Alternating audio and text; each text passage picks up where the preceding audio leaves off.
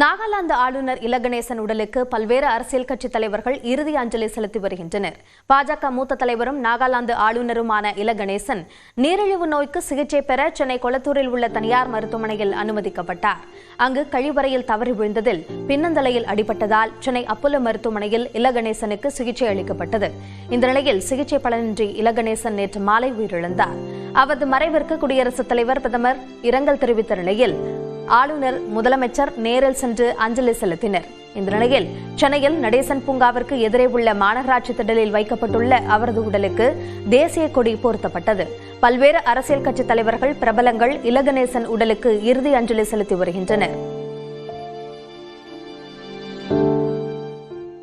மறைந்த இல கணேசன் உடலுக்கு நேரில் அஞ்சலி செலுத்திய பாஜக மூத்த தலைவர் தமிழிசை சவுந்தரராஜன், கவிஞர் வைரமுத்து, தேமுதிக இளைஞரணி செயலாளர் விஜய் பிரபாகரன் உள்ளிட்டோர் அவருடனான நினைவுகளை பகிர்ந்து கொண்டனர். ஒரு RSSின் எளிய தொண்டராக இருந்து ஆளுநர் அறை வரைக்கும் உயர்ந்தவர். நல்ல பேச்சாளர், நல்ல எழுத்தாளர், நல்ல சிந்தனையாளர். அவரை இழந்து நாங்களெல்லாம் வாடுகிறோம். அவரிடம் நிகழ்காலம் கற்றுக்கொள்வதற்கு ஒன்று உண்டு.